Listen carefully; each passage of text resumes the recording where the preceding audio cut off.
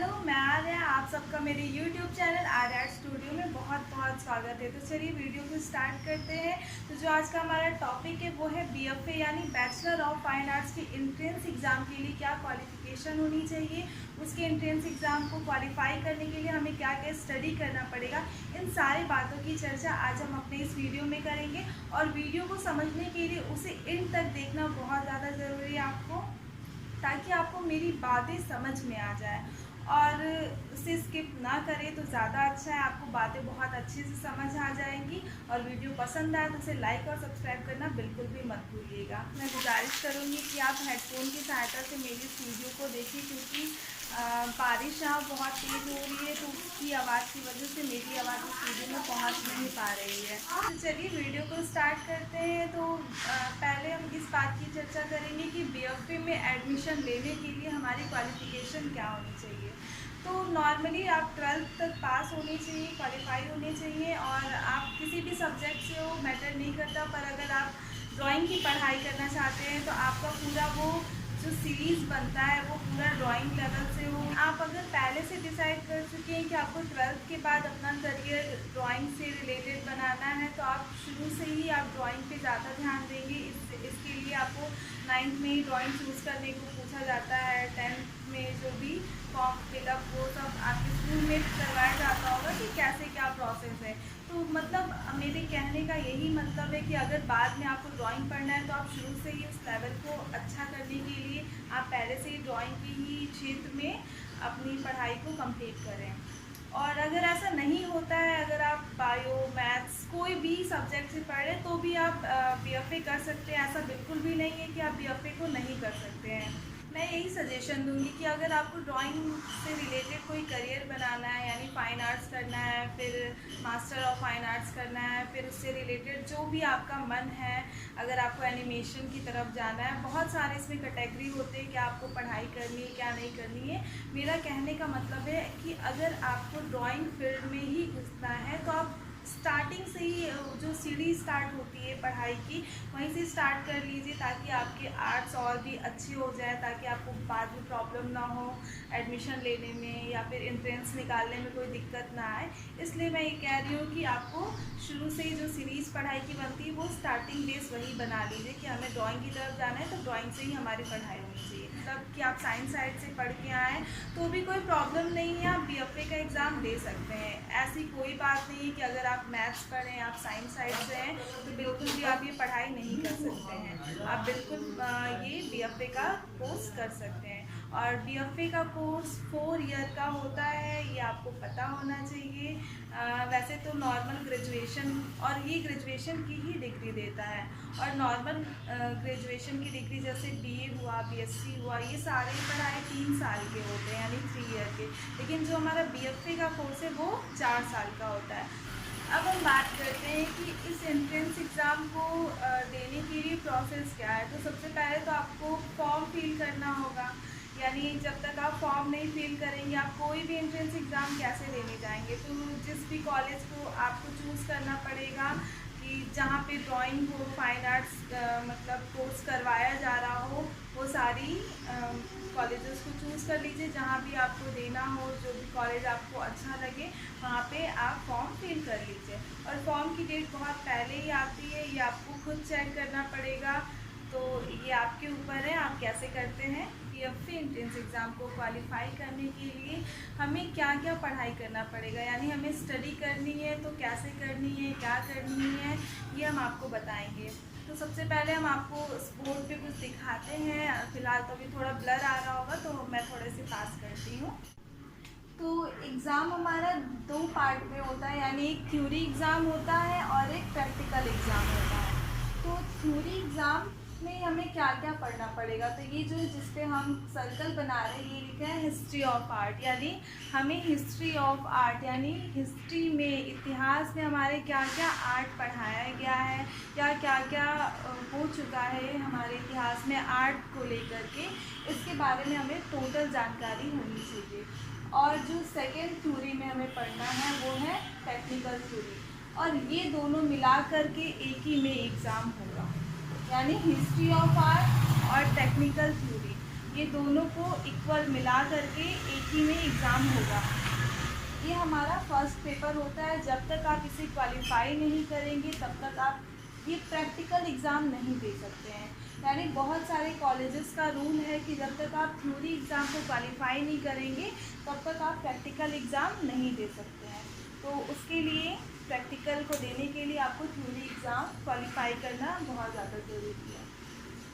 History of art के बारे में बात करें तो हमें क्या क्या पढ़ना है, ये सारी बातें इस वीडियो में हम करेंगे। तो हिस्ट्री ऑफ आर्ट में हमें जितने भी इंडियन आर्टिस्ट हैं, यूरोपियन आर्टिस्ट हैं, उन सभी के बारे में उन्होंने कितने पीरियड्स बनाए, यानी घनवाद, जैसे यूरोपियन हिस्ट्री में घनवाद, प्रभाववाद, नवप्रभाववाद, नवशास्त्रीयतावाद, ऐसे करके बहुत सारे वाद बनाए गए हैं। यानी शैलियाँ, वाद यानी एक शैली, जैसे भारतीय कला में पहाड़ी शैली, मुग़ल शैली, ऐसे ही करके हमें यूरोपियन हिस्ट्री में वाद करके पढ़ना है। तो इन सारे टॉपिक्स को आपको अच्छे से क्लियर पढ़ना होगा ताकि आप ऑप्शनली क्वेश्चन तो और भी ज़्यादा कठिन होता है कि कोई एक जवाब हमें अच्छे से पता हो तभी हम टिक करें। और बहुत सारे एंट्रेंस एग्ज़ाम में कहीं कहीं का लगभग जगह माइनस मार्किंग होती है। तो आप अगर एक भी चूक हुआ और आपने गलत लगा दिया, पता हो तो वही आप लगाएं, तो ना पता हो बिल्कुल भी उसे टच भी ना करें। अब हम बात करते हैं टेक्निकल थ्योरी की। तो टेक्निकल थ्योरी में आपको वही पढ़ना है जो आप अपना प्रैक्टिकल करते हैं। यानी आप प्रैक्टिकल में क्या यूज़ करते हैं, कैसे यूज़ करते हैं, किसे क्या बोलते हैं, यानी रेखा को क्या बोलते हैं, संतुलन क्या है, कलर्स के बारे में पूछता है, प्राइमरी कलर, सेकेंडरी कलर, कौन सा कलर मिलाने पे क्या कलर बनता है। यानी टेक्निकल थ्योरी का मतलब होता है तकनीकी सिद्धांत। तो आपको वही पढ़ना है जो आप प्रैक्टिकल में यूज़ करते हैं, कौन सा कलर यूज़ करते हैं, अगर वाटर कलर है तो वो कैसा रंग है, पारदर्शी रंग है या अपारदर्शी रंग है, अपारदर्शी रंग कौन कौन से होते हैं, एक्रेलिक कलर क्या है। तो इन सभी चीज़ों के बारे में आपको पढ़ना पड़ेगा। ब्रश यूज़ करते हैं, यानी ब्रश को क्या हिंदी में बोलते हैं, तुलिका बोलते हैं। स्केच है, स्केच को हिंदी में क्या बोलते हैं, तो खसड़ा बोलते हैं। ये बहुत ज़्यादा क्वेश्चन आ चुका है, तो आप इन सब चीज़ों को नोट करिए। और जो आपको टॉपिक लगे कि हमें ये टॉपिक को नोट करना है तो आप बिल्कुल इसे नोट करिए। और ये लगे कि आप ये कंफ्यूज हो जाएंगे और आप अपनी एक छोटी सी कॉपी बना लीजिए, उसमें पॉइंट वाइज करके लिखिए कि ये टॉपिक नेम है और आपको ये नोट करने हैं। और रही बात हमारा हिस्ट्री ऑफ आर्ट जो हम पढ़ रहे थे, तो हिस्ट्री ऑफ आर्ट में हमें क्या करना है कि बहुत सा ये पूछता है कि ये वाले आर्टिस्ट कहाँ के रहने वाले, इनका जन्म कब हुआ था। तो इन सब चीज़ों को भी आपको अच्छे से नोटिस करना होगा। तो बहुत ज़्यादा आर्टिस्ट है तो उन सबका याद करने में आप भूल जाएंगे। तो जो मेन आर्टिस्ट हैं, इंडियन आर्टिस्ट और यूरोपियन आर्टिस्ट, उन सभी का आप एक जगह नोट्स बना लीजिए ताकि आपको सुविधा हो। आपको मान लीजिए कि जब जिस दिन एग्ज़ाम हो आपका, आप जाते वक्त भी एक निगाह में देख सकते हैं। तो छोटे छोटे पॉइंट जो आपको लगे कि इम्पॉर्टेंट है वो आप खुद नोट कर लीजिए। और कहीं कोचिंग क्लास दे करके 12-13 हज़ार रुपये इन्वेस्ट करना मुझे नहीं लगता कि ये ठीक है। तो आप अपनी तैयारी खुद घर पे कर सकते हैं। यूट्यूब पे बहुत सारे ऐसे क्लासेस चलते हैं जिसमें आप अपनी तैयारी कर सकते हैं। और प्रीवियस पेपर को आप सॉल्व करिए। बहुत बुक्स आते हैं, पीजीटी का बुक ले लीजिए या एंट्रेंस एग्ज़ाम का ही बहुत सारे बुक्स हैं, उन सबको ले करके आप उसकी तैयारी करिए। तो और प्रैक्टिकल के लिए आपको प्रैक्टिस बहुत ज़्यादा करना पड़ेगा, घर पे करना पड़ेगा। Daily life sketching he must है, कलरिंग करना सीख लीजिए। ये सारी चीज़ें आप खुद की मेहनत से कर सकते हैं बिना किसी पैसा इन्वेस्ट किए और कहीं आ जाके टाइम वेस्ट किए। आप घर पे ही अपनी पूरी पढ़ाई को अच्छे से कर सकते हैं। अब हम बात करते हैं प्रैक्टिकल एग्ज़ाम की। यानी प्रैक्टिकल एग्ज़ाम हम तभी दे पाएंगे, आपको हम बता चुके हैं इससे पहले कि प्रैक्टिकल एग्ज़ाम हम तभी दे सकते हैं जब आपका थ्योरी एग्ज़ाम क्वालिफाइड हो। तो प्रैक्टिकल एग्ज़ाम में तभी आप बैठ सकते हैं, यानी आपको बुलाया जाएगा प्रैक्टिकल एग्ज़ाम देने के लिए। तो प्रैक्टिकल एग्ज़ाम में क्या आता है, कंपोजिशन, स्टिल लाइफ, ये दोनों अलग अलग पेपर होगा। यानी कंपोजिशन एक ही दिन होगा, कंपोजिशन, और एक ही दिन होगा स्टिल लाइफ।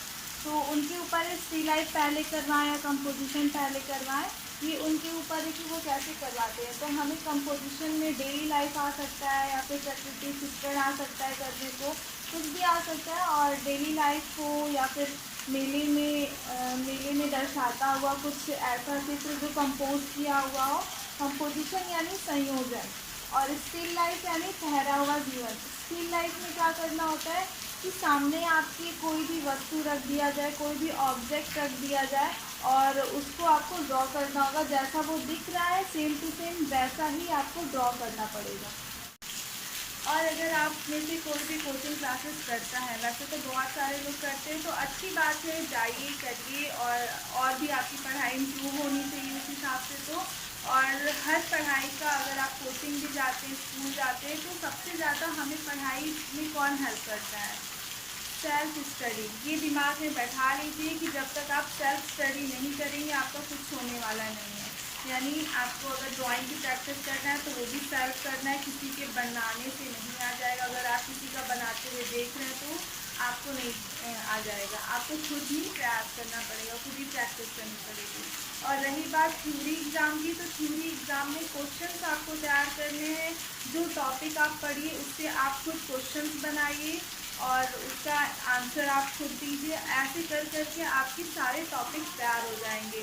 आज से रिलेटेड कोई भी क्वेश्चंस आपके दिमाग में हो, या फिर आपको ऐसा लगता है कि आपको क्वेश्चन पूछना चाहिए, तो बिल्कुल भी हिचकिचाइएगा मत, कमेंट बॉक्स में कमेंट करके बता दें, ताकि मैं नेक्स्ट वीडियो आपके इस क्वेश्चन पे बना सकूँ। और वीडियो को अंत तक देखने के लिए बहुत बहुत धन्यवाद। और ऐसे ही आर्ट से भरे हुए नॉलेज के साथ हम नेक्स्ट वीडियो में मिलते रहेंगे। और वीडियो पसंद आए तो प्लीज़ इसे लाइक और सब्सक्राइब करना बिल्कुल भी ना भूलें। And thank you, bye.